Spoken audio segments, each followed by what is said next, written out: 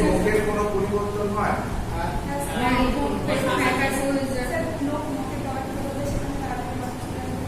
হ্যাঁ, ওটা কি বলে? তুমি বসো, নেলবে যেটা ডিলে হয়ে যাবে একটা কথা। আর এছাড়া নখের কোনো স্ট্রাকচারাল ডিফর্মিটি চামচের মতো হয়ে যাবে। তারপরে স্পুনিং অফ নেল, কোন ধরনের অ্যানিমিয়াতে এটা দেখা যায়? Spooning of nail, angular stomatitis, তাছাড়া spooning of nail, angular stomatitis, glossitis, এই তিনটে কথা কোন ধরনের অ্যানিমিয়ার সঙ্গে রিলেটেড। আর এটা একটা নাম আছে আমার, এটাকে বলা হয় অ্যাকচুয়ালি পামার-ভেনসন সিনড্রোম, যেটা আমরা দেখতে পাই সিভিয়ার আয়রন ডেফিসিয়েন্সি অ্যানিমিয়া। বুঝা গেল? Plummer Vinson syndrome. সেখানে তিনটে মেন কথা: spooning of the nail, angular stomatitis, আর যে গ্লসাইটিস। গ্লসাইটিস মানে যে inflammation of the tongue with ulceration, angular stomatitis মানে যে মুখের কোণে ঘা, অ্যাঙ্গেল গুলোতে ঘা, মুখের কোণে ঘা। আর স্পুনিং অফ দ্য নেল, এই তিনটে মেন সিনড্রোম মানে সিনড্রোম নিয়ে হচ্ছে পামার-ভেনসন সিনড্রোম, যেটা কিনা সিভিয়ার আয়রন ডেফিসিয়েন্সি অ্যানিমিয়াতে দেখতে পাই। স্যার, এই যে ম্যাক্সিমাম ভিটামিন আরে এখানে যে এগুলো হয়, ভিটামিন বি ডেফিসিয়েন্সিতেও হয়, ভিটামিন বি কমপ্লেক্স ডেফিসিয়েন্সিতেও হয়, আবার এটাতেও হয়। এটাতে তো এককভাবে হয় না, এটাতে আরো দুটো একসাথে জড়িয়ে থাকে। তখন আর যদি শুধু গ্লসাইটিস থাকে, অ্যাঙ্গুলার স্টোমাটাইটিস থাকে, তখন আমরা জানবো ভিটামিন বি কমপ্লেক্স আসলে জিনিসের অভাব হয়েছে। সেটা B1 হতে পারে, B6 হতে পারে, B12 হতে পারে, ঠিক আছে? আচ্ছা, এই যে মানে আমাদের আরবিসি, তার যে ভলিউম কত জানো? আরবিসির ভলিউম, আয়তন, আরবিসির আয়তন কত? 110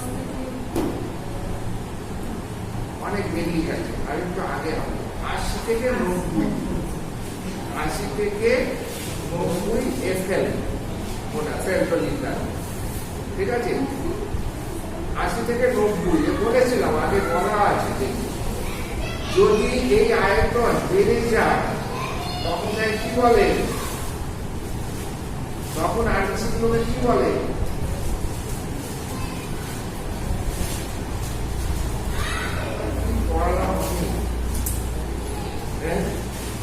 মেগালোব্লাস্ট। বলেছিলাম যখন আয়তনটা ছোট হয়ে যাচ্ছে তখন বলেছিলাম মাইক্রোব্লাস্ট, ঠিক আছে? আরবিসির আয়তন বেড়ে গেছে, আয়তন যদি কমে যায় তখন তাকে বলছি আমরা মাইক্রোসাইট, ঠিক আছে? সেই জন্যে যখন আয়তন কমে যাচ্ছে তখন যে ধরনের অ্যানিমিয়া হচ্ছে তাকে বলেছিলাম মাইক্রোসাইটিক হাইপোক্রোমিক অ্যানিমিয়া। এবার এই যে মাইক্রোসাইটিক, ম্যাক্রোসাইটিক, বেড়ে যাওয়াকে বলছি ম্যাক্রোসাইটিক সাইট, ঠিক আছে? আর হিমোগ্লোবিনের কনসেন্ট্রেশন ওটা আবার ক্রিটিসাইজের কি? আয়তনটা ক্রিটিসাইজের কি? রক্তে কি লিখলে আয়তন পাবো? PCV। আচ্ছা, কতটা বলি? PCV মানে প্যাক্সেল ভলিউম, সেখান থেকে MCV, একটা আরবিসির মতো। তাহলে আমাদের MCVটা জানলে পরে MCV মিন মানে গড় যদি আয়তন জানি আরবিসি, তবে সেখান থেকে আমরা মাইক্রো আর ম্যাক্রোকে আলাদা করতে পারবো। পারবো তো? সেরকম MCHC মানে মিন কর্পাসকুলার হিমোগ্লোবিন কনসেন্ট্রেশন, এমসিএইচসি। এটা সাধারণত কতটা থাকে এমসিএইচসি? 30 থেকে 35 এর মধ্যে সীমাবদ্ধ থাকে পিকোগ্রাম হিমোগ্লোবিন থাকে। ঠিক আছে, একটা আরবিসির মধ্যে যতটা গড় হিমোগ্লোবিন থাকে তাকে বলি আমরা এমসিএইচসি। ঠিক আছে, তো এই যে কনসেন্ট্রেশনটা এর যদি বেশি হয়ে যায় তখন হয়ে যাবে হাইপারটোনিক, আর যখন কনসেন্ট্রেশনটা কম হয়ে যাবে তখন হয়ে যাবে হাইপোটোনিক। বোঝা গেল? এইবার আয়রন ডেফিসিয়েন্সি অ্যানিমিয়াতে আয়তন কমে যায়, হিমোগ্লোবিনের কনসেন্ট্রেশনও কমে যায়।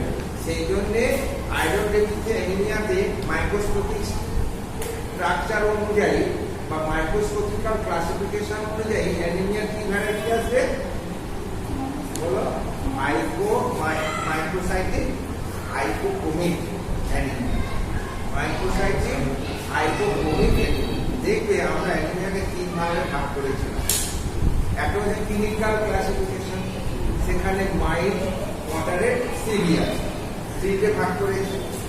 আর একটা বলেছি মরফোলজিক্যাল ক্লাসিফিকেশন বা মাইক্রোস্কোপিক্যাল ক্লাসিফিকেশন। মরফোলজি মানে হচ্ছে আকার আকৃতি, সেখানে আয়তন বড় না ছোট, কনসেন্ট্রেশন হাই না লো কি নরমাল, এর উপরে ভিত্তি করে আমরা 3টে ভাগে ভাগ করেছিলাম। একটা হচ্ছে হাইপোক্রোমিক এবং মাইক্রোসাইটিক হাইপোক্রোমিক অ্যানিমিয়া, একটা বলেছিলাম নর্মোসাইটিক নর্মোক্রোমিক অ্যানিমিয়া, আর একটা বলেছিলাম হাইপার মানে ম্যাক্রোসাইটিক হাইপারক্রোমিক অ্যানিমিয়া। এই মরফোলজিক্যাল ক্লাসিফিকেশন বা মাইক্রোস্কোপিক্যাল ক্লাসিফিকেশন। আর একটা বলেছিলাম ইটিওলজিক্যাল ক্লাসিফিকেশন।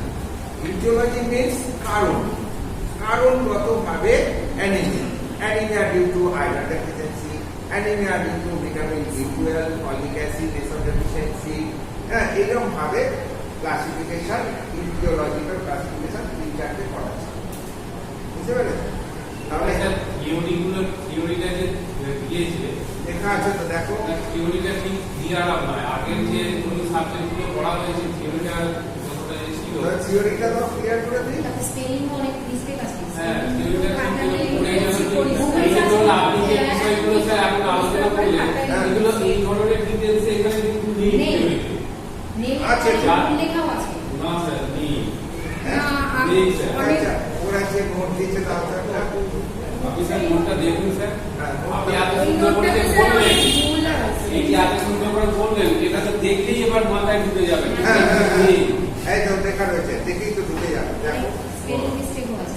আসো এদিকে এসো, আমি ফিজিক্যাল বলি। ফিজিক্যাল টাইপস এই দেখো, হ্যাঁ ওটা নিজে হ্যাঁ। থেকে আমি যেটুকু বলেছি দেখো এখানে পরিষ্কার করে লেখা আছে, সুন্দর করে লেখা। কে বললো লেখা নেই? দেখো ক্লিনিক্যাল টাইপস আপনি হ্যাঁ, ক্লিনিক্যালি আমরা করতে পারি মাইল্ড, মডারেট, সিভিয়ার। আচ্ছা, এখন এই মরফোলজি বা মাইক্রোস্কোপিক্যাল, হ্যাঁ এটা আগে দিয়েছে macrocytic hyperchromic, microcytic hypochromic, normocytic normocytic normochromic. কি দিতে হয়? যে আমি যেটা বললাম তারপরে যে সিস্টেমটা দিয়ে আলোচনা করলেন এখন ইটিওলজি। ইটিওলজি হ্যাঁ, আচ্ছা এটা ইটিওলজি এক বলে পড়া না, ইটিওলজিটা ইটিওলজি EITIO এলোজি হয়।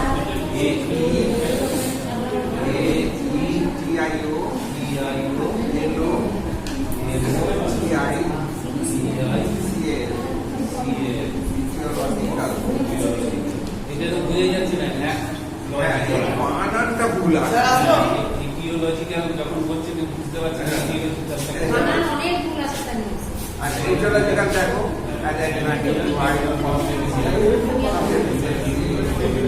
কারণ বিভিন্ন কারণ এখানে লেখা আছে। এইবার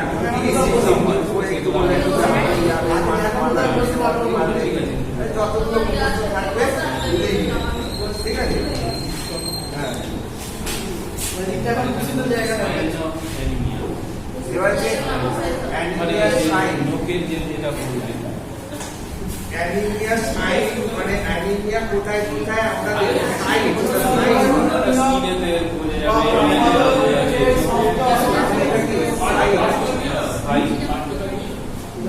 এসআইটি সাইন কোন স্থানে আমরা অ্যানিমিয়া দেখি হ্যাঁ আমরা এখানে তাহলে হ্যালো আর কিছু আছে স্যার ভালো আছে? হ্যাঁ ঠিক আছে আগের দিন কি করালেন? সব সময় আমার একটা ছোট্ট প্রশ্ন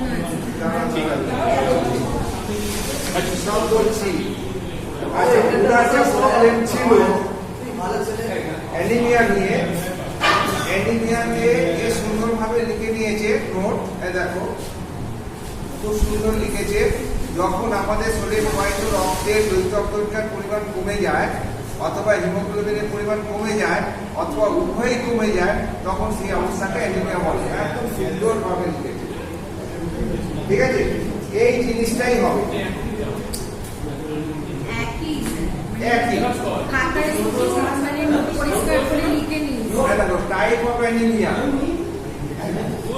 clinical type morphological aetiological clinical mild moderate severe according to morphology বা মাইক্রোস্কোপিক্যাল দেখো ম্যাক্রোসাইটিক হাইপারক্রোমিক মাইক্রোসাইটিক হাইপোক্রোমিক হবে এটা এই জয় জিরো হবে হ্যাঁ স্যার ওইটা বলে একটু কারেকশন করে দিন আমি বুঝতে পারিনি যেটা হচ্ছে হাইপো এখানে হাইপো ওইটা একটা হাইপারক্রোমিক তারপর একটা হাইপোক্রোমিক তারপর যে নর্মোক্রোমিক এটা ঠিকই আছে নর্মোসাইটিক নর্মোক্রোমিক এইটা শুধু হাইপো হবে এই জয় ইপো বাকিটা chromic according to anemia due to iron deficiency anemia due to vitamin folic acid deficiency anemia due to vitamin C deficiency anemia due to তোমার haemorrhage anemia due to bone marrow depression সুন্দর হয়েছে এটা হচ্ছে কারণগত এইবার দেখো symptom of anemia ওখানেও কি আছে এগুলোই তো বাংলায় করেছে শুধু তাই ইংরেজিতে যেটা দিয়েছিল একটুতে হাঁপিয়ে যাবে মাথা ঘুরবে অন্ধকার দেখবে মাথা যন্ত্রণা হবে বুক ধরপড় করবে শ্বাসকষ্ট দেখা দিতে পারে হাতে পায়ে ঝিমঝিম দেখা দিতে পারে বুকের যন্ত্রণা হতে পারে হজমের গন্ডগোল হতে পারে পাতলা পায়খানা ও ক্ষুধা বন্ধ না ক্ষুধা বন্ধ মদ হচ্ছে নয় পায় ক্ষুধা বন্ধ হতে পারে ঠিক আছে ক্ষুধা বন্ধ নয় এবার হচ্ছে এটা হচ্ছে সাইন অফ অ্যানিমিয়া অ্যাকচুয়ালি কি এখানে এটা লিখবে সাইট এসআইটি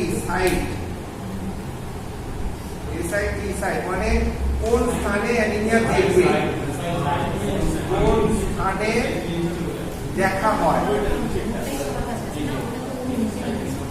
কোন স্থানে দেখা হয় ঠিক আছে এটা হবে কি কোন স্থানে অ্যানিমিয়াটা দেখছি আর দেখা হয় এখানে স্কিনে দেখছি তারপরে কোলা ভাব না ওটা নিচে আছে স্যার সাইডটা আচ্ছা কোথায় এটা তবে ঠিকই আছে সাইনই আছে মানে অ্যানিমিয়া হলে কি কি সাইন দেখা যাবে স্কিন ধূসর হয়ে যাবে মুখের লক্ষণ কি দেখা যাবে না তুমি ঠিকই লিখবে এই যে তার নিচে আছে কোথায় কোথায় দেখা যাবে এইবার কোথায় কোথায় দেখতে হয় এটা কিন্তু ওরাল প্র্যাকটিক্যালে ধরা হবে অ্যানিমিয়া কোথায় দেখবে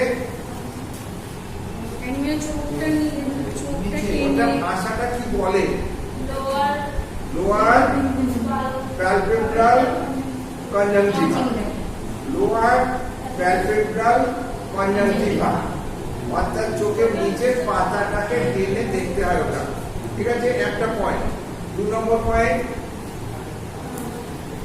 সবসময় চোখের পরে মুখ মনে রাখার নিয়ম হচ্ছে চোখের পরে মুখ মুখের পরে নখ অ্যানিমিয়া ঠিক আছে এইবার দেখো চোখে তো আমরা দেখলাম লোয়ার প্যালপেবল কনজাংটিভা মুখে কি দেখবো তিনটে জায়গা মুখে একটা যে সফট প্যালেট, হ্যাঁ করে টর্চ মারলে যেখানে গিয়ে পড়বে একটা soft palate. Dorsum of the tongue, জিভের উপরে সারফেসটা, আর টিপ অফ দ্য টাং, জিভের ডগা। এই তিনটে জায়গার রং দেখবে, ঠিক আছে। তারপরে 4 নম্বরে নোক। নোক হচ্ছে নেলবেড রিটার্নটা দেখবে। টিপলে পরে ফ্লাশ হয়ে যাবে, মানে সাদা হয়ে যাবে, ছেড়ে দিলেই আবার ভরাট হয়ে যাবে। কত তাড়াতাড়ি ভরাট হচ্ছে তার উপরে ডিপেন্ড করছে কতটা তার রক্ত আছে। রক্ত যত বেশি থাকবে খুব স্পিডি ভরাট হবে, আর রক্ত যত কম হবে ডিলে হবে, আস্তে আস্তে এসে ভরাট হবে, ঠিক আছে। তার মানে অ্যানিমিয়া থাকলে এখানে ডিলে নেলবেড রিটার্ন হবে। কথাটা কিরকম হচ্ছে? ডিলে নেলবেড রিটার্ন, ঠিক আছে। গেল। আর কি রইল? পাম সোল আর স্কিন। জেনারেল স্কিন, পাম সোল, ঠিক আছে। এইখানে একটা জিনিস এর সঙ্গেই মুখস্থ করে দেবে একসাথে, সেটা হচ্ছে জন্ডিসটা। অ্যানিমিয়া আর জন্ডিস পাশাপাশি দেখার জায়গাটা একসাথে রাখবে। অ্যানিমিয়া এগুলো যদি দেখো, জন্ডিস কোথায় কোথায় দেখবে? চোখের ওপরে সাদা অংশটা, এরকম বলতে হবে বাংলায় যদি বলো, ওপরে চোখের সাদা অংশটা। তার মানে ওটাকে আমরা অ্যানাটমি ভাষায় কি বলি? আপার বালবার কনজাংটিভা। অ্যানিমিয়ার ক্ষেত্রে ওটা হচ্ছে লোয়ার প্যালপেব্রাল কনজাংটিভা, ওটা হচ্ছে আপার বালবার কনজাংটিভা। মনে থাকবে। কিরকম ভাবে দেখবো? আপার আইলিডটা বুড়া মধ্যে রিট্রাক্ট করবো, আর পেশেন্টকে বলবো নিচে দেখবে, একটা অবজেক্ট দেখিয়ে বলবো নিচে দেখুন। ও যখন নিচে দেখবে, চোখটা ঘোরাবে, উপরের অনেকটা সাদা অংশ আমরা দেখতে পাবো, ঠিক আছে। ওই সাদা অংশের মধ্যে যদি ইয়েলোইশ পিগমেন্টেশন থাকে, তবে বুঝবো তার জন্ডিস ক্লিনিক্যালি প্রকাশ পেয়েছে। ক্লিনিক্যালি জন্ডিস ওই চোখের সাদা অংশটায় সবচেয়ে আগে দেখা যায়। যখনই প্রকাশ পেয়েছে সাদা চোখের অংশটা, বাকি কোন কোন সাইড বলেছিলাম? সব প্যালেট বলেছিলাম। টানের ক্ষেত্রে under surface of the tongue. কারণ চোখের সঙ্গে জিভের অ্যানিমিয়ার সঙ্গে জন্ডিস টোটালি উল্টো, এটা মনে রাখবে। অ্যানিমিয়ার ক্ষেত্রে চোখের দেখছি নিচে, জন্ডিসের ক্ষেত্রে চোখে দেখছি উপরে। অ্যানিমিয়ার ক্ষেত্রে জিভের উপর দেখছি, আর জন্ডিসের ক্ষেত্রে জিভের নিচে। এইটা ভুলবে না, মনে রাখবে সবসময়, একটা মাইন্ডের মধ্যে। তাহলে মুখে যখন এরকম সফট প্যালেট কমন, জন্ডিসও দেখা হয়, অ্যানিমিয়াও দেখা। কিন্তু জিভে যখন আসছি, জিভটাকে উল্টে দিলে পরে দেখবে মাঝখানে একটা ফিনুলাম আছে, মানে একটা জিনিস দিয়ে আটকানো আছে জিভটা, তাকে বলে ফিনুলা। এই ফিনুলার দুপাশে দেখবে দুটো ভেন আছে, ব্লুইশ দেখা যায়। যাদের জন্ডিস নেই তাদের ব্লুইশ দেখা যায়। এই ব্লুইশ ভেনটা আর এই ফিনুলাম, তার মাঝে যে গ্যাপটা আছে, ওই গ্যাপে দেখবে যদি জন্ডিস হয়, ইয়েলোইশ পিগমেন্টেশন থাকে। যদি দেখো যে ওখানে চোখেও আছে, জিভের নিচেও এসে গেছে, ঠিক আছে, তার মানে এগিয়েছে। তারপরে কোথায় দেখা যায়? পাম, সোল, এইগুলোতে, মানে স্কিন, পাম, সোল, স্কিন। এটা আমাদের অ্যানিমিয়াতেও কমন। সব প্যালেট, পাম, সোল, স্কিন, এই কটা দুটোতেই বলতে পারবো। মনে রাখবে, অ্যানিমিয়াতেও বলতে পারবো, জন্ডিসেও বলতে পারবো। কিন্তু চোখের ক্ষেত্রে অ্যানিমিয়া দ্বারা বলবো লোয়ার প্যালপেবল কনজাংটিভা, আর জন্ডিসের ক্ষেত্রে আপার বালবার কনজাংটিভা। এই কথাগুলো মনে করে উচ্চারণ করে রক্ত করে দেবে। Upper bulbar conjunctiva, lower palpebral conjunctiva, ঠিক আছে। এই গেল under surface of the tongue, জন্ডিসে। Dorsum of the tongue and tip of the tongue, anaemia, ঠিক আছে। অ্যানিমিয়াতে শুধুমাত্র নেলবেড রিটার্ন দেখা হয়, জন্ডিসে এটা কিন্তু দেখা হয় না। এটা সম্পূর্ণ নিজস্ব অ্যানিমিয়া, নেলবেড রিটার্নটা দেখা, ঠিক আছে। তার মানে ক্লিনিক্যালি আমরা যখন রুগী দেখি, এটার মধ্যে জন্ডিস আছে কিনা, অ্যানিমিয়া আছে কিনা, ইডিমা আছে কিনা, সাইনোসিস আছে কিনা, এইসব জিনিসগুলো প্যাথোলজিক্যাল সাইন এর। সাইনোসিস কি জিনিস? সায়ানোসিস মানে বলতে নেই বা বলেনি, তবু আমি বলছি একটা মেডিকেল ম্যাডিকেলে সায়ানোসিসও জানা উচিত। সায়ানোসিস মানে হচ্ছে এই যেমন ফ্যাকাসে দেখলাম, হলুদ ভাব দেখলাম, দুটো কন্ডিশনে। সায়ানোসিসে দেখো bluish discolouration, bluish discoloration of the body, that is called cyan.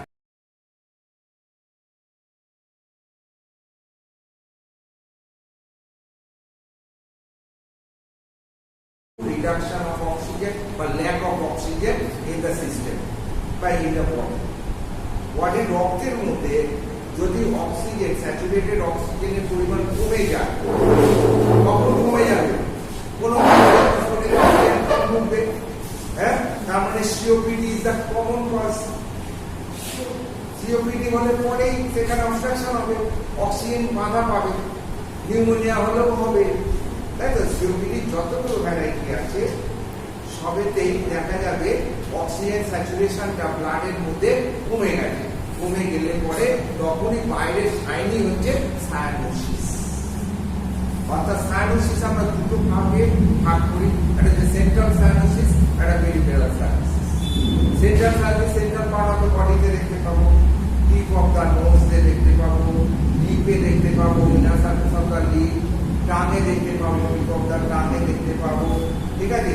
এই যে তোমার ডিজিটাল ইয়ার লোবিউল আছে, হ্যাঁ, তারপরে যে হাতের আঙুলের ডগা ফগা গুলো আছে, এইগুলোতে যখন ব্রিজ ভাব এসে যাচ্ছে তখনই বুঝতে হবে এর মধ্যে অক্সিজেনের ডিপ্রাইভেশন হচ্ছে, অর্থাৎ অক্সিজেনের শরীরে অভাব হচ্ছে।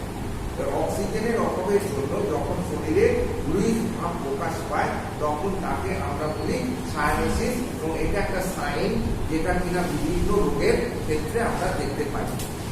বুঝা গেল? যেমন অ্যানিমিয়া একটা সাইন, বিভিন্ন রোগে আমরা দেখতে পাই। যেমন জন্ডিস একটা সাইন যেটা আমরা বিভিন্ন রোগে দেখতে পাই। Jaundice is not a disease, jaundice is a sign, anaemia is a sign, ঠিক আছে? এবার আমরা এটাকে অনেক ধরনের রোগ হলে পরে এরকম শরীরে রক্তের অভাব দেখা দিতে পারে। রক্তে যখন তোমার হিমোগ্লোবিনের পরিমাণ কমে যাচ্ছে, আরবিসির পরিমাণ কমে যাচ্ছে, অথবা উভয়ই কমে যাচ্ছে, তখনই তাকে যেহেতু আমরা অ্যানিমিয়া বলছি, তাহলে এইরকম অনেকগুলো রোগ আছে যেখানে এই জিনিসগুলো আমরা দেখতে পাই, রক্তের শরীরে রক্ত কমে। তাহলে এটা একটা সাইনে পরিণত হয়ে গেল। যেমন জন্ডিস, তোমার গলব্লাডারের স্টোন থেকে অবস্ট্রাকশন হয়েও জন্ডিস হতে পারে, ম্যালেরিয়া ইনফেকশন থেকেও জন্ডিস হতে পারে, আবার লিভারের কোনো রোগ থেকে জন্ডিস আসতে পারে। তো সেখানে লিভারের রোগের আবার বিভিন্ন ভ্যারাইটি আছে, সেটা ভাইরাল ইনফেকশন হতে পারে, বা লিভারের কোনো সিস্টেমিক রোগ হতে পারে, বা লিভারের কোনো মেটাবলিক ডিসঅর্ডার আসতে পারে, ঠিক আছে? বা সিরোসিস অফ লিভার হতে পারে, লিভারের ক্যান্সার হতে পারে, লিভারে অ্যাবসেস হতে পারে, হ্যাঁ, অথবা ভাইরাস এ গঠিত হেপাটাইটিস হতে পারে, ভাইরাস বি গঠিত হেপাটাইটিস হতে পারে, ভাইরাস সি গঠিত হেপাটাইটিস, সো মেনি কারণ হতে পারে যার জন্য এরকম জন্ডিস আসতে পারে। তাহলে কি জন্ডিস যেমন কত দিক থেকে আসতে পারে, তাহলে জন্ডিসকে একটা নির্দিষ্ট রোগ হিসাবে ধরবো আমরা? জন্ডিস হচ্ছে একটা বিভিন্ন রোগের একটা প্রকাশ, বুঝা গেল? সেই রকম সায়ানোসিসও বিভিন্ন রোগের একটা প্রকাশ, অ্যানিমিয়াও তাই। তার সঙ্গে রইল কি ইডিমা।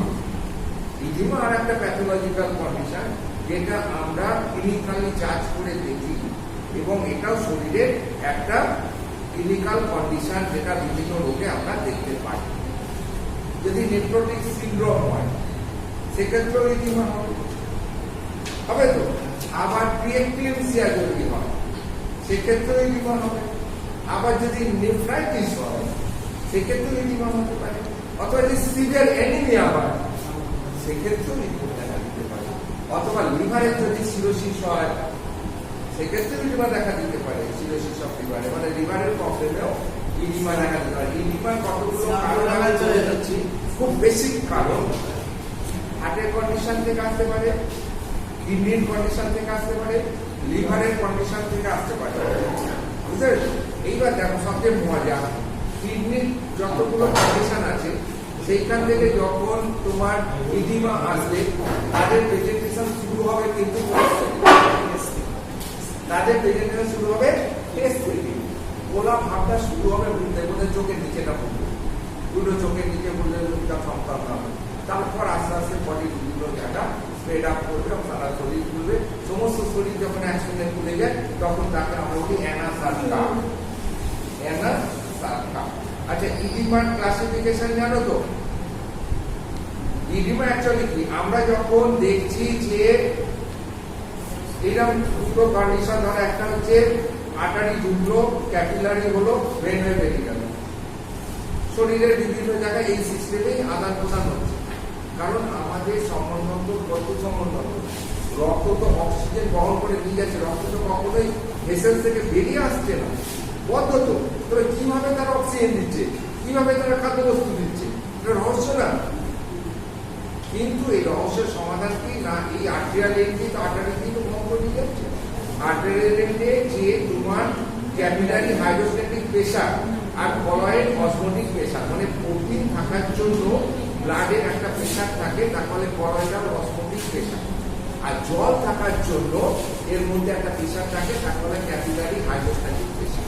এই আর্টেরিয়াল এন্ডে ক্যাপিলারি হাইড্রোস্ট্যাটিক প্রেসারটা বেশি থাকে, প্রায় 30-32, আর কলয়েডাল অসমোটিক প্রেসার অলওয়েজ 25-26 দুদিকে প্রায় সমানই থাকে। কারণ প্রোটিন তো বেরিয়ে আসে না রক্ত থেকে, জলই তো বেরোয় কমে, মানে বেরোয় ঢোকে, সেই জন্য জলের প্রেসারটাই দুটো এন্ডে দু ধরনের থাকে। কলয়েডাল অসমোটিক প্রেসার কিন্তু ডিপেন্ড অন দ্য প্রোটিনাস পার্ট, সেটা প্রোটিনাস পার্টটা ওই ব্লাড থেকে প্লাজমা পর্যন্ত বেরিয়ে যেতে পারছে না, ওটা গোত্রের ভেতরেই থাকে। তাহলে আর্টারিয়াল এন্ডেও যা আছে, ভেনুলার এন্ডেও প্রায় সেরকমই থাকে। যখন কলয়েডাল অসমোটিক প্রেসার কমে তখন এতে হল দুর্বৃত্তি কমে। কখন কমবে না, যখন প্রোটিনের পরিমাণ কমবে আমার শরীরে।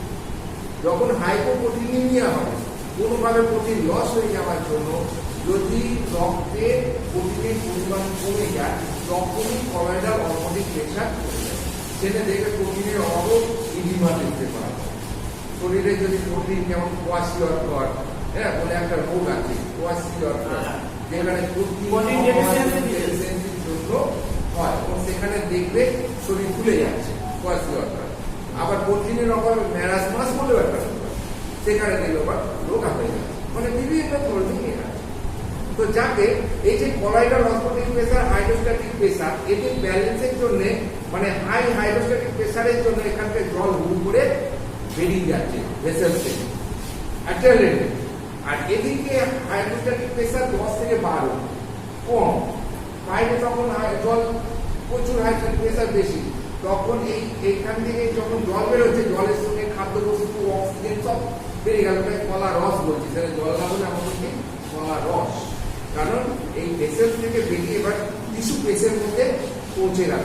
টিস্যু পেশের মধ্যে টিস্যু আছে, টিস্যু মানে সেল, এবার সেলগুলো ওই কলা রসে থেকে খাদ্যবস্তু, অক্সিজেন সব যে যার প্রয়োজন মতো টেনে নিচ্ছে।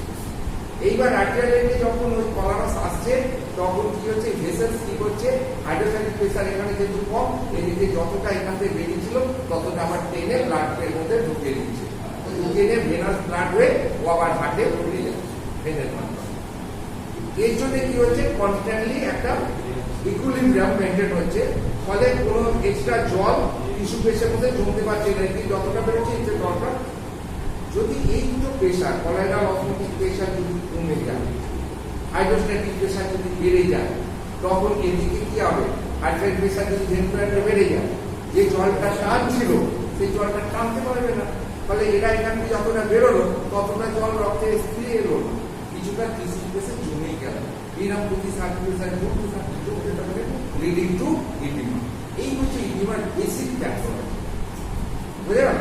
এই জিনিসটা বিভিন্ন রোগে ঘটতে পারে, প্রোটিনের শরীরে অভাব হলে হতে পারে, লিভারের কোনো ডিজিজ হলে মেটাবলিজম ঘটিত ব্যাপারে প্রোটিনের অভাব দেখা দিতে পারে, কিডনিতে গন্ডগোল হলে পরে ছাঁকনি সংক্রান্ত ব্যাপারে এরকম জলের পরিমাণ বেশি আসতে পারে শরীরে, হার্টের যদি গন্ডগোল হয় সেখান থেকেও এটা ঘটতে পারে। হার্টের গন্ডগোলে আমরা ইডিমাটা দেখবো পায়ের দিক থেকে, মানে লিম্ফ দিক থেকে শুরু হয়, লিম্ফের দিক থেকে, মানে পা ফুটছে, হাত ফুটছে, তারপরে আস্তে আস্তে মুখের দিকে আসছে, বডির দিকে আসছে, তার মানে ওই জায়গাটা হার্ট ওরিয়েন্টেড। কিডনি অরিয়েন্টেড হলে প্রথমে চোখ, মুখ, চোখের নিচে কোনো ফুলবে, মুখটা ফুলবে, ওটা থেকে আমরা বুঝি যে দ্যাট ইজ কিডনি অরিয়েন্টেড। পেট ফুলছে, পেটের মধ্যে জল জমছে, লিভার অরিয়েন্টেড। তো এই জায়গাগুলো আমরা রুগী দেখতে দেখতে ক্লিনিক্যালি একটা মানে এটা কোনো লজিক নেই, কিন্তু আমরা অ্যাসেসমেন্ট করে দিচ্ছি যে তার মানে যে হার্টের কন্ডিশন থেকে মুখ ফুলবে না এমন হতে পারে না। অধিকাংশ রুগীদের আমরা কি দেখি, যখনই একটা কিডনি প্রবলেমে দিদিমা নিয়ে আসছে, যখনই ইতিহাস নিচ্ছি, তখন হলে প্রথম দিকে ডাক্তার উঠান আমাদের চোখের পাতার মুখটা চোখটা এরকম ফুলে যাচ্ছিল, ব্যাগের মতো ফুলছিল। তারপরে আস্তে আস্তে দেখছি পুরো মুখটা ফুলছে, তারপরে আস্তে আস্তে দেখছি হাত পাতেও খোলা। রুগী বলছে, তো এরকম রুগীর ফটা দেখে আমার মনে হচ্ছে যে এর মনে হচ্ছে কিডনিতে কিছু গন্ডগোল হচ্ছে। তখন আমি কিডনি অরিয়েন্টেড ইনভেস্টিগেশন দিলাম, ব্লাডে যেটা যেটা আমার দেখা সেগুলো দেখবো, হ্যাঁ, ইলেকট্রিক করতে ইলেকট্রিক করছি, তোমার কিডনি ফাংশন টেস্ট করবো, সেটাতে কিডনির মধ্যে স্টেশন করে সেই সব জিনিসগুলো, তার কিডনি অরিয়েন্টেড এনজাইমগুলো ব্লাডে সিক্রেট হয় সেই জিনিসগুলোকে আমি দেখবো। প্লাস কিডনি যদি মানে ইউএসসিতে যদি কিছু একটা ফোকাস বা কিছু পাই, তখন আমি কেউই দেবো, হ্যাঁ, তো একবারে ইন্টারভেনাস পাইলোগ্রাফি করতে দেবো। তো এরকম বিভিন্ন কারণগতভাবে আমি যেটা যেটা ভাবো সেই অনুযায়ী আমি ইনভেস্টিগেশন করবো, কিন্তু সেগুলো অনেক পরের গল্প, কিন্তু দাঁড়িয়ে আছে প্যাথোলজি। আমার ধারণাটা দাঁড়িয়ে আছে প্যাথোলজি। প্যাথোলজিটা যখন বুঝবো, তখন আমি রুগীটা যখন সিমটম বলবে, আমার চোখের সামনে ইন্টারনাল সিস্টেমটা আমার চোখের সামনে ফাঁসবে, যে আমি ভেতরে ওর হার্ট দেখতে পাচ্ছি, আমি ওর ভেতরে কিডনি দেখতে পাচ্ছি, আমি ওর ভেতরে লিভার দেখতে পাচ্ছি, লিভারের চ্যানেল দেখতে পাচ্ছি, গলব্লাডার দেখতে পাচ্ছি, গলব্লাডার চ্যানেল সব আমার একদম চোখের সামনে চলে আসছে পিকচারাইজ হয়ে। তখন আমি ভাবি যে তার মানে ওই জায়গাটা ওইখানটা হয়তো পাথর কমেছে বা কিছু এতে অবস্ট্রাকশন হয়েছে, যার জন্য একদম সকালবেলা পায়খানা হচ্ছে, হ্যাঁ, পালস রেটটা কমে গেছে, তারপর ইউরাইন গ্যাস দেখা দিচ্ছে একটা, হ্যাঁ, আর হচ্ছে মানে মাস্টার্ড অয়েল তোমার ইউরিন হচ্ছে, হ্যাঁ, তারপরে তোমার জিনিস হলো কনজাংটিভা আসছে। তো এইরকম যখন জিনিসগুলো দেখি, তখন আমার মনের মধ্যে হচ্ছে it is obstructive jaundice, obstruction. তার অবস্ট্রাকশনের কমন কজ কি? Gallbladder stone. তখনই আমি সঙ্গে সঙ্গে এখানকার ইউএসসিটা দিলাম, আর গলব্লাডার স্টোন, তার সেখানে ওষুধে কিছু হবে না, ইমিডিয়েট অপারেশন করতে হবে। আমি একটা জেনারেল ফিজিশিয়ান, আমি রেফার টু অ্যাবডোমিনাল সার্জন বা আমার চেনা জানা কাউকে আমি পাঠিয়ে দিলাম, স্যার এরকম এরকম ঠিক আছে, আমি দেখে। তো সে ওই জিনিসগুলোই করে, সে করবে। তাহলে কি আমাদের চিকিৎসা করতে হবে চোখ খুলে, চোখ বন্ধ করে। চোখ খুলে যদি আমি চিকিৎসা করি, আমি ঠিক রুগীটাকে ঠিক ঠিক জায়গায় ঠিক ঠিক সময়ে পাঠিয়ে দিতে পারবো। আমার আয়ত্তে যখন নেই, আমার দাঁত থেকে পুষে রেখে তাকে বুঝে বলে তার থেকে পয়সা নেওয়ার কোনো অধিকার নেই, তার ক্ষতি করার কোনো অধিকার নেই। ভালো না করতে পারি, তার ক্ষতি তো করবো না, তাই না? তো সেই জন্য আমাকে সবসময় চোখ কান খোলা রেখেছি। জেনারেল ফিজিশিয়ানদের এই একটা যাওয়া, বুঝতে পেরেছি, কতটা এগোবে আর কতটা পৌঁছাবে এই জায়গাটা জ্ঞানের উপরে ডিপেন্ড করে। তোমার যদি জ্ঞান থাকে, তুমি ইজিলি ডায়াগনোসিস করে ইজিলি তোমাকে এটা অসুবিধা হবে না, তোমার ওষুধের টেস্ট নয়, ইমিডিয়েট যাও।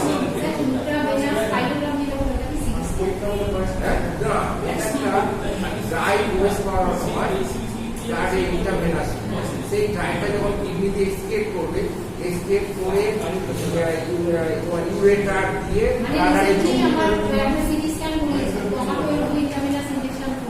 সেটা হচ্ছে রেডিও অপের কিছু দিয়েছিল।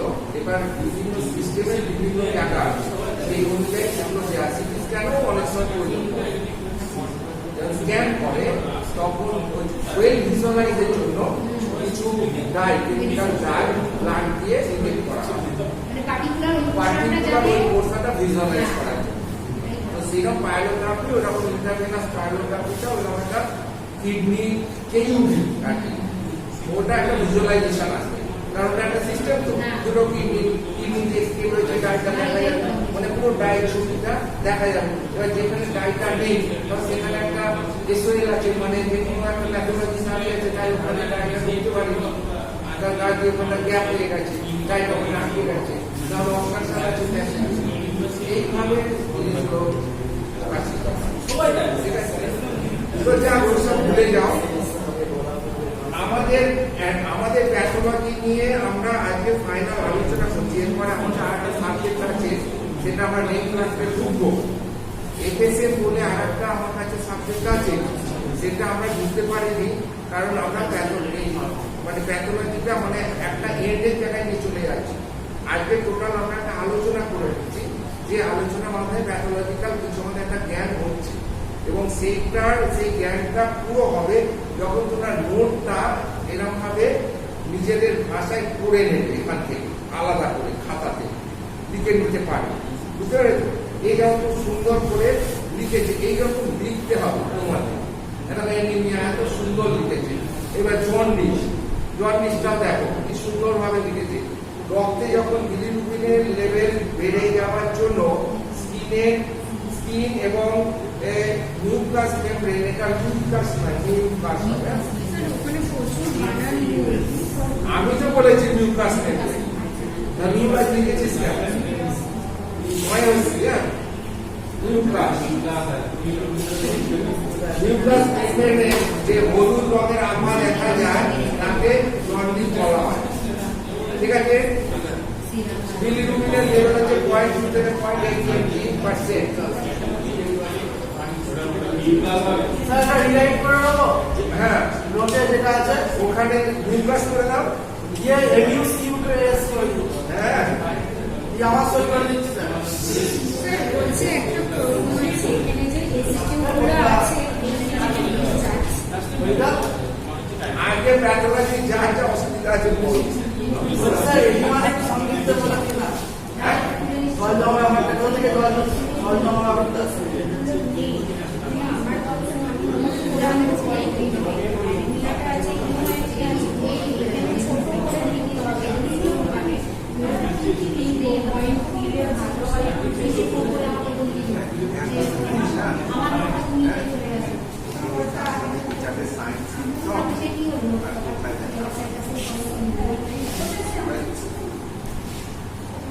হ্যাঁ হ্যাঁ, কিন্তু জল জমা ব্যাপারটা সংক্ষেপে বলে দিই।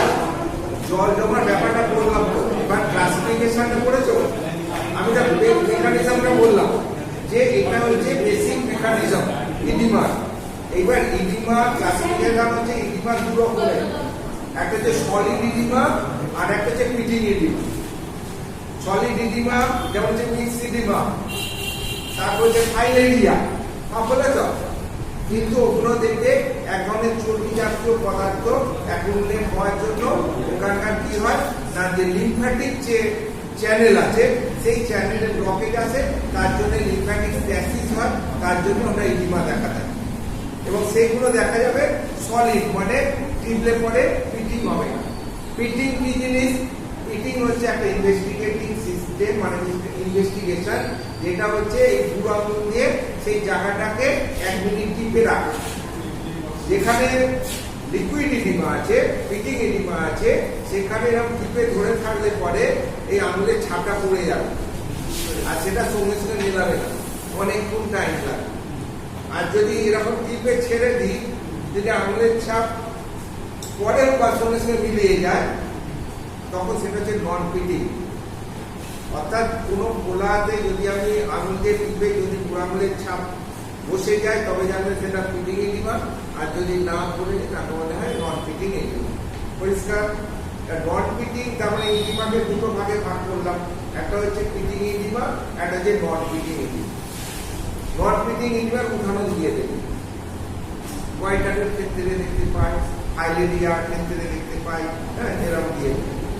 এবার পিটিং ইডিমা দু ধরনের, একটা হচ্ছে জেনারেলাইজ আর একটা হচ্ছে লোকাল। একটা হচ্ছে জেনারেলাইজ আর একটা হচ্ছে লোকাল। জেনারেলাইজ মানে যখন সারা শরীর ঘুরছে, যেমন হাইপোপ্রোটিনিমিয়া, যেমন হচ্ছে তোমার ওই প্রিএক্লেমসিয়া, নেফ্রোটিক সিনড্রোম, এইগুলোতে সাধারণত পুরো বডি একসাথে ঘুরছে,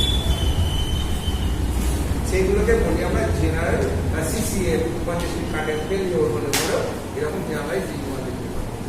তো এইরকম কতগুলো উদাহরণ দিয়ে দিতে জেনারেলাইজ এডিমা, এখানে সারা শরীর একসাথে। আর 2 নম্বর হচ্ছে লোকালাইজ এডিমা, অর্থাৎ শরীরের কিছু জায়গায়, নির্দিষ্ট জায়গায় পড়ছে, তখন তাকে বলছি লোকালাইজ এডিমা। যেমন যে হাইড্রোথোরাক্স, ঠিক আছে, সেখানে কি হচ্ছে যে পুরা যে লাক্সের যে কভারিং প্লুরাল পেশের মধ্যে যখন জল জমে যাচ্ছে তখন হয়ে যাচ্ছে হাইড্রোথোরাক্স। হাইড্রোসেফালাস, যখন এনসেফালন আমাদের ব্রেনের যে কভারিং সেখানে জল জমছে তখন হয়ে যাচ্ছে এটা হাইড্রোসেফালাস।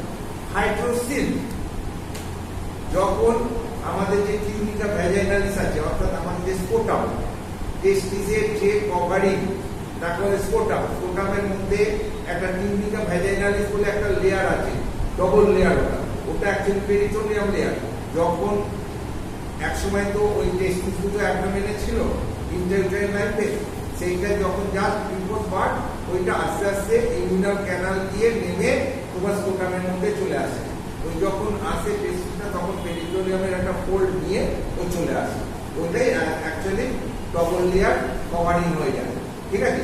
ওই কভারিং মধ্যে কিছুটা পেরিটোনিয়াম ফ্লুইডও থাকে মেকানিক্যাল সাপোর্ট দেওয়ার জন্য, যাতে চোট না লাগে, ওই জন্য একটা লিকুইড কভারিং থাকে। এই লিকুইড কভারিং থাকে টিউনিকা অ্যালবুজিনিয়া, এর মধ্যে যদি লিকুইডের পরিমাণটা বেড়ে যায় তখন এক ধরনের রোগের সৃষ্টি হয়, তাকে বলবো আমরা হাইড্রোসিল। হাইড্রোসিল ছেলেদের দেখা হয়, এটা একমাত্র ছেলেদের। এর আবার দুটো ভ্যারাইটি আছে, একটা কনজেনিটাল হাইড্রোসিল, একটা অ্যাকোয়ার্ড হাইড্রোসিল। কনজেনিটাল মানে ওই যখন পেরিটোনিয়াম ফোল্ডকে নিয়ে নেমেছিল, পরে পেরিটোনিয়াম এটা বুঝে যায়, ফলে পেরিটোনিয়াম মানে পেরিটোনিয়াম কি থাকে, পেটের কভারিং, পেটে থাকছে, সেখানে পেরিটোনিয়াম ফ্লুইড আছে, আর ওইটা ওখান থেকে নেমে এসে ইমিউনাল ক্যানেল দিয়ে নেমে শরীরে এসছে, তো ওখানে বুঝে যায়। কিন্তু কোনো কোনো ক্ষেত্রে বুঝে না, ওই পেটের সঙ্গে ওরা একটা লিঙ্ক থেকে যায়, তারপরে পেট থেকে লিকুইড ওইখান দিয়ে ওইটার মধ্যে গিয়ে খুলে যায়। আবার যখন আমরা উঁচু হয়ে শুয়ে থাকছে, দেখা যায় লিকুইড আবার পেটের মধ্যে ফিরে আসার জন্য সাইজটা আবার ছোট হয়ে যায়। আবার সারাদিন অ্যাক্টিভিটি করছে, যখন দৌড়াদৌড়ি করছে ছেলেটা, তখন দেখা যাচ্ছে আবার সাইডে। ওগুলো হচ্ছে কনজেনিটাল হাইড্রোসিল, বুঝলেন? তাহলে হাইড্রোসিল, এই যে লোকালাইজ এডিমা কতগুলো বলে ফেললাম। বুকে জল জমলে একটা অনেক বলছি, মাথায় জল জমলে একটা বলছি, ওইখানে জল জমলে, আবার পেরিটোনিয়াল ক্যাভিটির মধ্যে যখন জল জমছে শুধু, তখন তাকে বলছি আমরা অ্যাসাইটিস। এটি জলসে লোকালাইজ।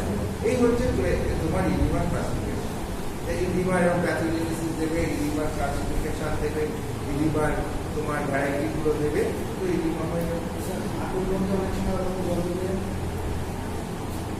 আর্থ্রাইটিসের ক্ষেত্রে, বিভিন্ন ধরনের আর্থ্রাইটিসের ক্ষেত্রে ওখানে সাইনোভিয়াল যে ফ্লুইড গুলো আছে, জয়েন্টে কি সাইনোভিয়াল ফ্লুইড গুলো থেকে সাইনোভিয়াল সিক্রেশন এক্সট্রা যদি বেড়ে যায়, বা অন্য কোথা থেকে ফ্লুইড ওখানে যদি অ্যাকুমুলেট হয়, যেমন ইউরিক অ্যাসিড বলে একটা আমাদের এজেন্ট আছে ব্লাডের মধ্যে থাকে, সে যদি পরিমাণে বেড়ে যায় তখন কি করে, এগুলোতে অ্যাকুমুলেট হয়ে গিয়ে এখানকার লিকুইড থাকে নষ্ট করে দেয়। হ্যাঁ, সব আসলে ম্যাডাম তখন দেখা যাবে হাঁটুটা ফুলছে, এই জয়েন্ট ফুলছে, এগুলো ফুলছে, এই সব থেকে এগুলো সৃষ্টি হয়, ঠিক আছে।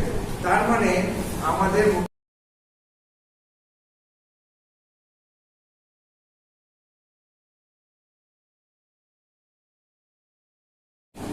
স্যার এখানে লক্ষণগুলো দেওয়া নেই, এডিমা হয়ে গেল। হ্যাঁ, এখানে স্যার লক্ষণগুলো দেওয়া নেই, কি দেয় এডিমার এডিমার লক্ষণ? এডিমা বলা যায় পিটিং নট পিটিং, এগুলো এর লক্ষণ। আমার কি এডিমা আছে কি নেই টিপে দেখবি, ব্যাস, এর আর কি লক্ষণ দেখবি। Thank you sir. আর হইল কি ইএসআর, ঠিক আছে। ইএসআর এক্সারসাইজ সেডিমেন্টেশন রেট, যখন আমি ব্লাড দেখেছিলাম বলেছিলাম একটা এরকম ইএসআর টিউব থাকে, যাতে এরকম 180টা দাগ কাটা থাকে, টিউবটা 300 মিলিমিটার লম্বা থাকে, সরু নল একটা, ঠিক আছে।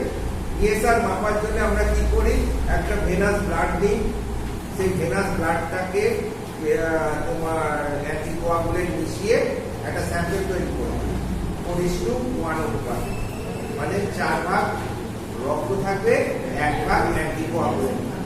অর্থাৎ আমরা সাধারণত 0.5 ml অ্যান্টিকোয়াগুলেন্ট নিই, আর হচ্ছে 2 ml ব্লাড নিয়ে ওটাকে বেশি একটা স্যাম্পল তৈরি করা হয়, তার রক্তটা জমা থাকবে না। এইবার ওই নলটার যেদিকে ছিল দাগ আছে সেই দিকটা ঘুরিয়ে অপর দিকে মানে 180 দাগের পরেও এতটা গ্যাপ থাকে, ফাঁকা জায়গা থাকে, মুখ দিয়ে আমরা টান, ওইদিকে মুখ দিয়ে টানলে পরে ওইখান থেকে নিয়ে এদিকে 180 থাকে, তারপরে 0, ঠিক আছে? এই 0 অবধি রক্তটা টেনে নিয়ে মুখটাকে রাখবে, পুরা মধ্যে চেপে নিয়ে ওখান থেকে তুলে নিয়ে একটা স্ট্যান্ড আছে, ইএসআর স্ট্যান্ড, এই ইএসআর স্ট্যান্ডের মধ্যে প্লেস করে রেখে দেবে। এইবার এই যে উপরে যে নল এখানে আছে তো 0, 1 2 3 4 করে 180টা দাগ কাটা আছে, এই মুখটি 180। তো এইখান থেকে এইবার দান করিয়ে দিলে রক্তের ব্লাডের যে মানে যে কণিকাগুলো তারা ছিটিয়ে পড়বে। এই ব্লাডের কণিকা ছিটিয়ে পড়াকে বলি আমরা সেডিমেন্টেশন, ঠিক আছে? এইবার কণিকার মধ্যে তো ম্যাক্সিমাম এইথোসাইট, সেই জন্য আমরা নাম দিয়েছি এরিথ্রোসাইট সেডিমেন্টেশন। আর কিছু না, সবাই করছে, যা যা আছে রক্তের যত কণিকা আছে তারাই ছিটিয়ে পড়ছে। 1 ঘন্টায় কতটা ছেটালো সেখানে এখানে পরিষ্কার একটা জোন পাওয়া যাবে, যতটা এখানে পরিষ্কার জোন পাবো ততটাই ছিটিয়ে পড়েছে। তা এখানে যদি আমি 5 দাগে মানে 5 মিলিমিটারের যদি দাগে আমি ছিটিয়ে পড়া 1 ঘন্টায় পাই, তার মানে ওরিয়েশন হবে 5। যদি 6 পাই বা 8 পাই জানবো ওরিয়েশন। আগে কি হতো, আগে 1 ঘন্টায় একটা মাপ হতো, 2 ঘন্টায় মাপ করা হতো, 3 ঘন্টায় মাপ করা হতো, তারপরে তাকে আবার অ্যাভারেজ করা হতো, কে বিভিন্ন এসে যেত। এখন ইন্টারন্যাশনাল রুল করে দিয়েছে যে ওসব আর কিচ্ছু দরকার নেই, 1 ঘন্টা প্রথম ঘন্টাতে যেটুকু পাওয়া যাবে সেটাই দাঁড়িয়ে স্যার, আর অন্য কিছু দিকে যাওয়ার দরকার নেই। এসআর পারলে ওখানেই হয়ে যাবে, এসআর করলে ওখানেই হয়ে যাবে।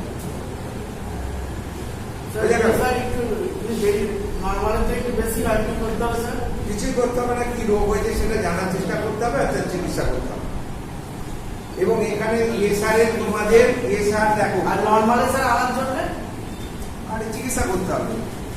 ধরো আমি উদাহরণ দিচ্ছি, তুমি যেটা বলছো একটা এসআর হচ্ছে প্যারালাল তোমার ডায়াগনোসিসে কাজে লাগে। এসআর স্পেসিফিক্যালি কোনো এককভাবে কোনো রোগকে ডায়াগনোসিস করতে পারি না, একটা কথা মনে রাখবে। তার মানে এসআর হচ্ছে একটা প্যারামিটার যেটা আমাদের হেল্প করে for diagnosis of a disease and prognosis of a disease, এটা মনে রাখবে। তার টিউবারকুলোসিস একটা কমন রোগ, তোমরা সবাই জানো যেটা, তো সেখানে টিউবারকুলোসিসে আমরা দেখি এসআর বেড়ে যায়। যখন একটা রোগীকে টিউবারকুলোসিস আমরা ধারণা করছি তখন তো আমরা টেস্ট করতে দেবো। একটা টিউবারকুলোসিসের রোগী আমরা কি করি, থুতু টেস্ট করতে দিই, রক্ত পরীক্ষা করতে দিই, বুকের এক্সরে করতে দিই, ঠিক আছে? এই 3টে করে আনলে পরে আমি বলে দিতে পারবো এই রোগটা এই মানে রোগীটার কি হয়েছে কি হয়নি, ঠিক আছে? ধরো এবার দেখা গেল ওর এসআর প্রায় 24, ঠিক আছে? স্পুটামে এবি পজিটিভ, এক্সরেতে তোমার টিউবারকুলার ক্যাভিটি পাচ্ছি, তার মানে এটা ডেফিনিট 100% টিবি কেস। তো এইবার আমরা কি করতে, ডট ট্রিটমেন্ট আমাদের বলে দেওয়া হয়েছে, ডট ট্রিটমেন্টে ফেলতে হবে। সেখানে অনেক ওষুধ কম্বিনেশন করে একটা প্যাকেজ করা আছে, কারণ 3 মাস 6 মাস অ্যাকর্ডিং টু প্রগনোসিস আমরা যাব, ঠিক আছে? 1 মাসের আগে প্রথমে তাকে ডট ট্রিটমেন্টের আইসোসায়ানাইড থেকে আরম্ভ করে যতগুলো সব ওষুধগুলি খাওয়ানো। 1 মাস বাদে এই যেগুলো খাইয়েছি এর শরীরে কতটা প্রভাব ফেলেছে সেটা দেখার জন্য আমি আর অতগুলো টেস্ট করলাম না, শুধু রক্তের এসআরটা দেখলাম। 24 ছিল, 1 মাস খেয়েছে, 18 হয়ে গেছে। তাহলে কি বুঝলাম, ওষুধগুলো ঠিক কাজ করছে, তার মানে এটা যদি চালিয়ে যায় আরো কমবে। আরো 1 মাস খাওয়ালাম, আবার এসআরটা দেখলাম 12 খুব। তার মানে এইভাবে আমরা যখন রোগীটার চিকিৎসা চলাকালীন দেখছি দ্যাট ইজ প্রগনোসিস দেখছি, এটাকে বলে প্রগনোসিস। আর একটা উদাহরণ দিচ্ছি, ডেঙ্গু খুব কমন হচ্ছে। তো ডেঙ্গুতে কি হয় আমরা কি দেখি না, ও যে প্লেটলেট কাউন্টটা ডেঙ্গুতে ড্রাস্টিক্যালি ডিমিনিশ করে। তো একটা ডেঙ্গু তোমার H1N1 পজিটিভ হয়েছে, ডেঙ্গু হয়েছে, তার আমি ব্লাড রিপোর্ট দেখছি, সেখানে দেখছি প্লেটলেট কাউন্ট তার তোমার নেবে 80,000-এ চলে এসেছে, ঠিক আছে? কি 1 লাখ, হালকা কেসগুলো 80 থেকে 1 লাখের মধ্যে সীমাবদ্ধ থাকে। এইবার ডেঙ্গুর কি চিকিৎসা, শুধু জল, ডিহাইড্রেশনটা বেশি হয় ডেঙ্গুতে। আর প্যারাসিটামল, যা ব্যথা যন্ত্রণা কোনো কমার জন্য, তো প্যারাসিটামল আর জল এই তো চলছে, ওষুধ আর তো কিছু চলছে না। এর মধ্যে আমরা দেখছি রুগীটা ইমপ্রুভ করছে কি করছে না, তখন আমরা তারপরে দিন সকালে ব্লাড নিলাম, নিয়ে প্লেটলেট কাউন্টটা দেখলাম কালকে প্লেটলেট কাউন্ট যা ছিল আজকে একটু বেড়েছে, মানে 100 মানে তোমার 1,20,000 গেছে। আবার তারপর এটা প্রতিদিন সকালে করা হবে, ইচ অ্যান্ড এভরি ডে। তারপরে দিন সকালে আবার নিলাম, নিয়ে আবার প্লেটলেট কাউন্ট দিলাম 1,40,000 গেছে। তারপরে দিন দেখলাম 1,60,000 গেছে। এইরকম 5 দিন ওষুধ খাওয়া, রেস্ট, জল, হ্যাঁ প্যারাসিটামল যে কটা দরকার ছিল দেওয়া হয়েছে, তারপর না হাতে ব্যথা দেওয়া হবে না, শুধু জলই চলবে। আর রেস্টে থাকবে, আর হাই প্রোটিন ফুড দিতে হবে, ফুডটা ভালো দিতে হবে, ঠিক আছে, যাতে শরীর দুর্বল হয়ে না ইমিউনিটি ঠিক থাকে। তো এরকম 5 দিনের মাথায় দেখলাম 2 লাখ ক্রস করে গেছে, বাড়ি মেয়েকে এই তো ডেঙ্গুর চিকিৎসা।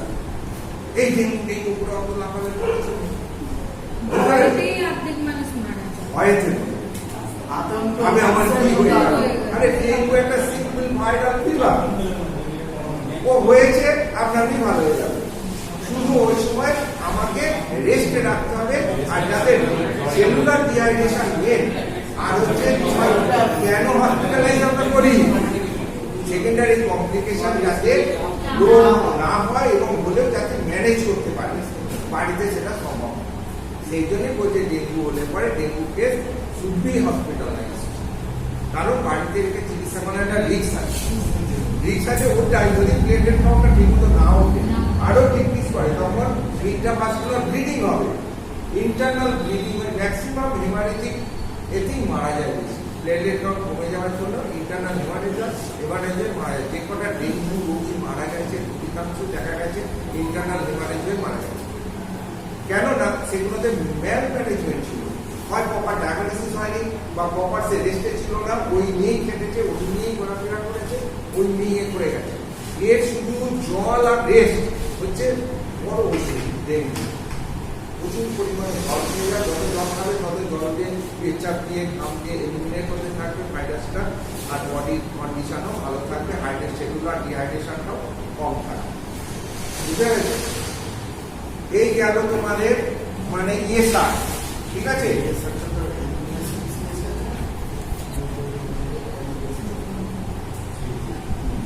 আচ্ছা, ব্লাড প্রেশার কি তোমাদের মধ্যে আছে? হ্যাঁ স্যার, আছে। এটা পিছনে তো করে দিয়েছি, এটা নিয়ে আর কোনো প্রবলেম নেই। ব্লাড প্রেশার কিভাবে মাপতে হয়, ব্লাড প্রেশার কখন বাড়ে কখন কমে, এই ধরনের স্বাভাবিক ব্লাড প্রেশার কত, হ্যাঁ এইগুলো জানলেই হয়ে যাবে। সিস্টোলিক আছে। আরে বাবা, ব্লাড প্রেশার মানেই তো systolic pressure, diastolic pressure, blood pressure, pulse pressure, 4টে প্রেশার এসে, ঠিক আছে। তবে ওই দুটোকে আমরা প্রায়োরিটি দিই না, আমরা সাধারণত সিস্টোলিক ডায়াস্টোলিকটা নিয়ে সন্তুষ্ট থাকি। অর্থাৎ রক্তের প্রেশার যখন তোমার স্বাভাবিক অস্বাভাবিক, লো, নর্মাল, হাই। লো কখন হচ্ছে 100/60 নিচে চলে যাচ্ছে। 100 মানে সিস্টোলিক, ডায়াস্টোলিক 60, 160 নিচে লো, ওদিকে উপরে যাও 140/90, বর্ডারটা দুটো বর্ডার, হ্যাঁ, একটা হচ্ছে 100/60 আর একটা হচ্ছে 140/90। এই দুটো বর্ডার জন্য মাঝখানের অংশটা ঠিক আছে তোমার, এদিকে গেলে পরে লো, ওদিকটা গেলে হাই, আর কোনো অসুবিধা হবে হবে না। এইবার ব্লাড প্রেশার আমরা কিসের সাহায্যে মাপি? কিভাবে মাপি আমরা ফিজিওলজি করে এসেছি, বলে দিয়েছি। হ্যাঁ, অনেকগুলো পদ্ধতি আছে, ক্যালকুলেটরি মেথড আছে, অস্কালমেটরি মেথড আছে, অসিলেটরি মেথড আছে, বিভিন্ন ওয়েতে আমরা মাপি। তবে মেন অথেন্টিক্যালি আমরা অস্কালমেটরি মেথডে সঠিকটা পাই। অস্কালমেটরি মেথডে যেটা আমরা সঠিকটা পাই, ক্যালকুলেটরি মেথডে অলরেডি সিস্টোলিক প্রেশারের একটা অ্যাজাম্পশন পাই, আর অসিলেশনে আমরা সিস্টোলিক ডায়াস্টোলিক দুটোই পাই, কিন্তু অ্যাকুরেট পাই। বোঝা গেল? এই হচ্ছে অ্যাজাম্পশন গেল। আর তোমাদের আমি লাস্টে দুটো জিনিস পড়ানো বলতে তুমি মুখস্থ করা, সেটা হচ্ছে এক্সামিনেশন অফ ইউবি আর এক্সামিনেশন অফ স্টুল। তবে প্যাথোলজি শেষ। স্যার হ্যাঁ, স্যার হয়ে গেল। স্যার অ্যানিমিয়া সিবিসি টেস্টের মধ্যে ইএসআরটা পারে না হিমোগ্লোবিন সিবিসি দেবে, সিবিসিতে তোমার হিমোগ্লোবিন পার্সেন্টেজ দেবে, আর সমস্ত টিসি দেবে, টিসি ট্রান্সফার সার্টিফিকেট না, টিসি মানে টোটাল কাউন্ট অফ 3 তিনটে থাকবে, আর টিসি ডাবল সেন্টেড, ঠিক আছে। হিমোগ্লোবিন পার্সেন্টেজ রইল, আর কি থাকবে এফসিবি, এফসিএ, এফসিএইচসি যেগুলো বললাম ওগুলো সব থাকবে, রেটিকুলোসাইট থাকবে, হ্যাঁ। আর তুমি একটা কি বললে? ইএসআর। বুঝলে, এইগুলো হচ্ছে একসাথে আমরা বলি সিবিসি। সিবিসি লিখে দিলে এগুলো সব করে দেবো। আমরা এটাকে প্যাথোলজি বলি হিমাটোলজিক্যাল এক্সামিনেশন অফ ব্লাড। বুঝে গেল? হিমাটোলজিক্যাল এক্সামিনেশন অফ ব্লাড তোমাদের যেটা আসবে বলতে সিবিসিতে আসবে, বলবে haematological examination of blood, routine examination of stool, routine examination of urine. এই তিনটে এক্সামিনেশন তোমার থাকবে। এই তিনটে তোমাদের নোটে দেওয়া আছে, কিংবা যদি বাড়িতে কোনো রিপোর্ট থাকে দেখে নেবে, ওই একই রিপোর্ট সর্বত্র যা যা পয়েন্টগুলো আছে ওই পয়েন্টগুলো তুলতে মুখস্থ করে রাখবে, একদম সেম টু সেম। তিনটে করে দেখবে হেডিং আছে, physical examination, chemical examination, microscopical examination, এবং এদের তিনটে যে পয়েন্টগুলো আছে সব পয়েন্টগুলো নর্মাল জিনিসগুলো লিখে নেবে সবটা। এইবার যেটা বেরোবে সেটা তো এদিকে থাকবে, তাদের নর্মাল ভ্যালুগুলো মুখস্থ করে রাখবে। হলো, তার প্যাথোলজি কমপ্লিট হয়ে গেল। হ্যাঁ, এর পরের দিন আমরা অন্য একটা সাবজেক্টে যাবো, নতুন একটা সাবজেক্টে যাবো, সেটাও ইন্টারেস্টিং সাবজেক্ট।